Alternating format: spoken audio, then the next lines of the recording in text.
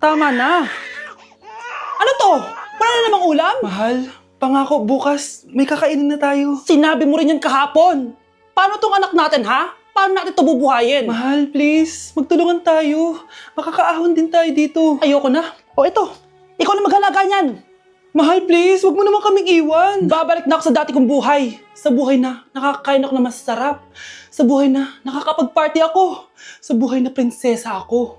Ayoko na ng gantong buhay. Mahal, please, babawi ako. Kaya mo na yan. At wag na ako gugulin, ha? Anak, pangako hindi kita iiwan ha. Nandito lang ako para sa'yo. Hindi kita papabayaan.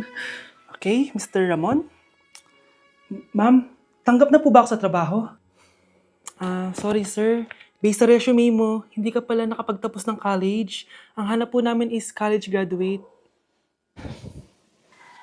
Uy Ramon, mukhang galing ka sa interview ah. Natanggap ka? Hindi nga eh. Baka may alam kang pwede kong pasukan ng trabaho.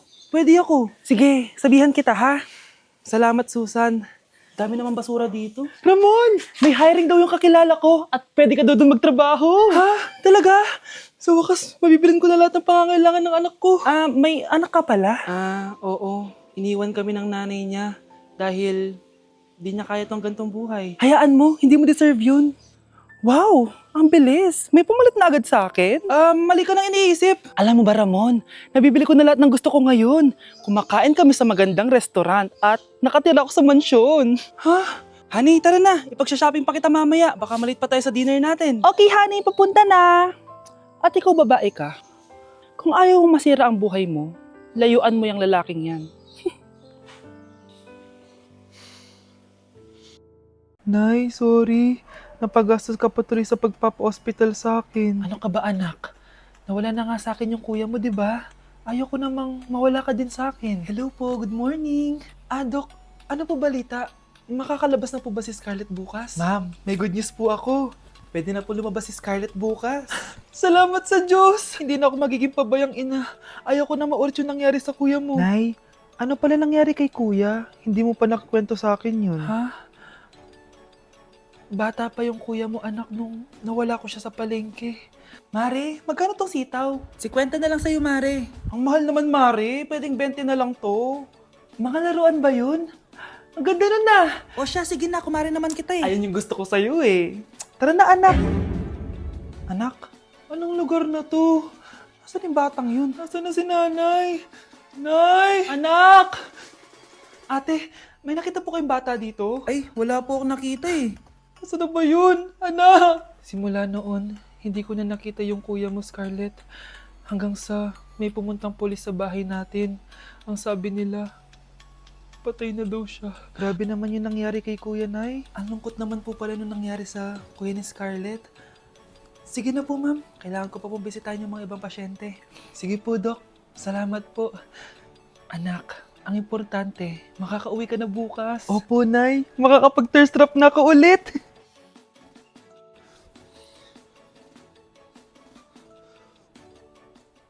Anak, tara na, uwi na tayo. Nay, may pinapabigay pala si Doc sa'yo. Oh, ano naman kaya to?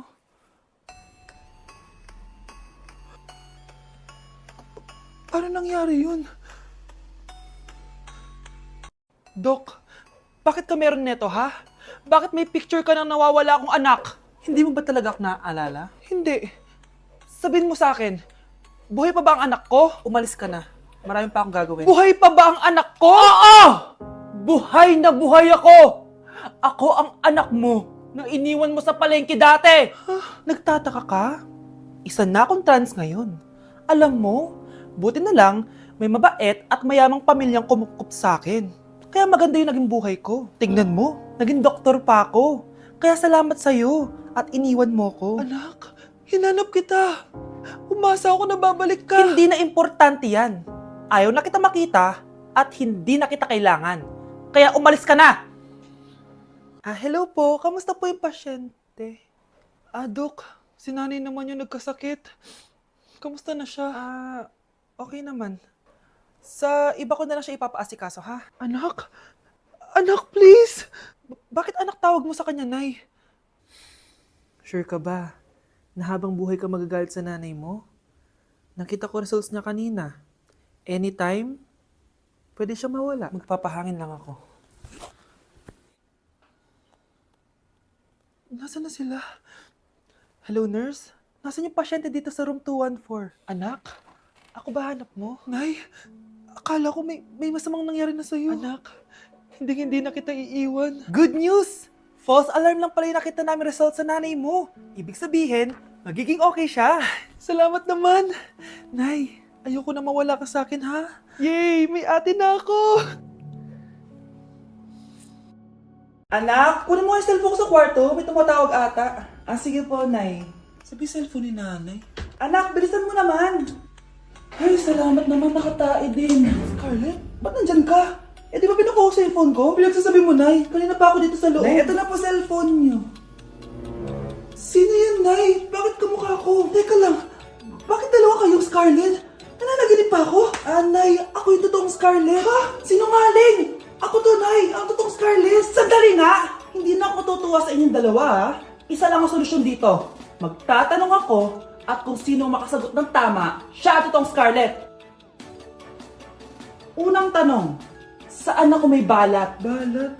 Ah, Nay! Sa puwet! Nay! Sa kifi. Tama! Kifi. Ha? Totoo ba, Nay? O, diba? Alam ko. Susunod na tanong. Ano ang timbang ko? Mukha kang 100 kilos, Nay. Ah, 75 kilos? Tama! 75 kilos! Yes! Huling tanong. Ano ang birthday ko? Birthday?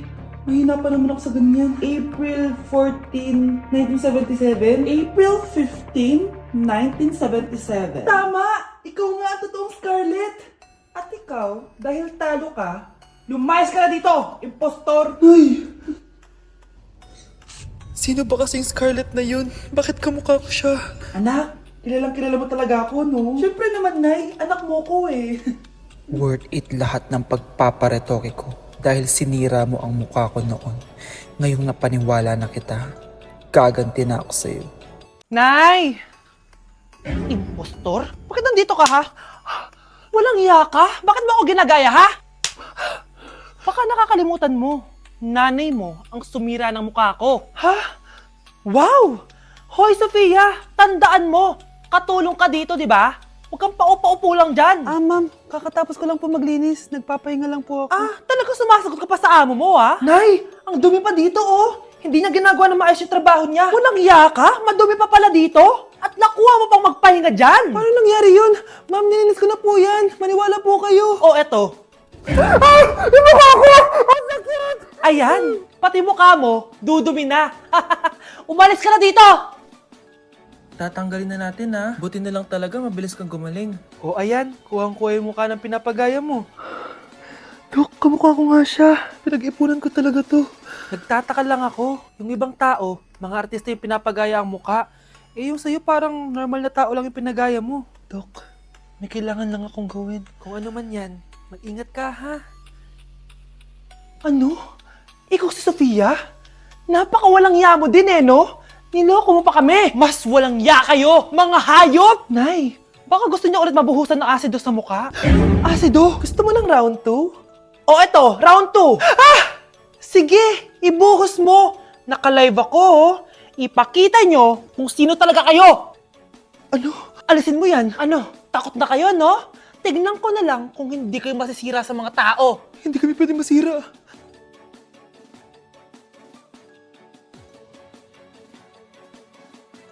Baby, away tayo. O ano anak, puro bebe time na lang? Di ba may exam ka pa bukas? Ah, opo, Nay. Try mo kaya mag-review para di ka puro bagsak. Diyos ko. Sige, Nay. Challenge accepted. Makaka-perfect ako sa exam bukas. Sino nagsabing hindi ko kaya mag-review? Baka Scarlett to. Ba't tumatawag na to? Oh, bakit, Bes? Nagre-review ako. Te, may bago akong chika. Importante ba yan? Importante. So, eto na nga. Go, Te! Spill the tea! Ano nangyari? 1 hour later. O siya, sige na, Te. Magre-review na talaga ako. Storbo. Saan na ba ako? X, Y... Hala, break na sila. Ano nangyari? 1 hour later. Mag-review na nga ako.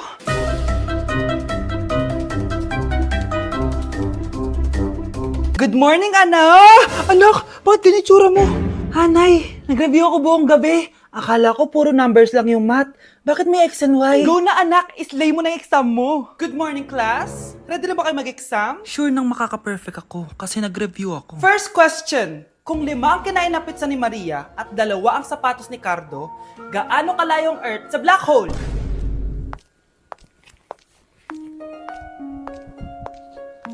Hindi man lumabas ang mga nireview ko, ang importante, maganda ako.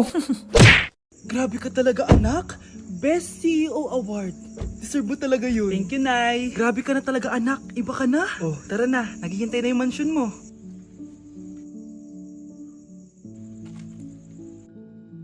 Hoy, ikaw. Wala ka mararating sa buhay. Alam mo kung bakit? Kasi mahirap lang pamilya mo. Ang malas mo naman, pinanganak ka mahirap. Akala mo ba makakaahon kayo sa kahirapan sa pag-aaral mo? Sa panaginip mo. Kaya kung ako sa'yo, mag-drop ka na. Kasi wala ka naman mararating.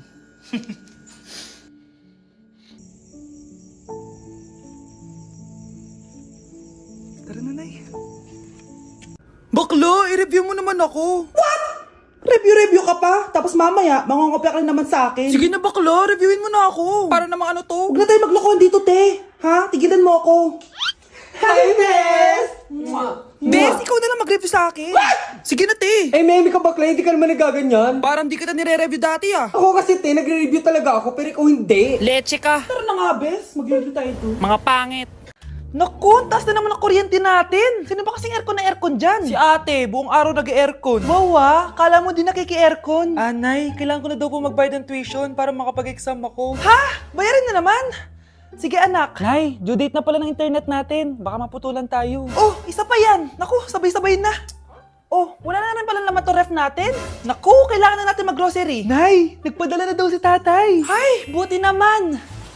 Umulan pa, patay! Paano kaya ako pupunta sa remittance center neto? Ano ka ba, Nay? Nagpadala si tatay via GCash at may bonus credits pa. Wow! High-tech na pala, anak. Eh, paano yung mga bills natin? Pwede din yan sa GCash, Nay. Ayan, kaka-cellphone mo yan. Ay, mali. Kaka-GCash mo yan. Kaya magpadala na sa GCash dahil diretso sa GCash wallet mo ang remittances abroad. Hindi ka nalalabas ng bahay dahil hassle-free at 24/7 tong available.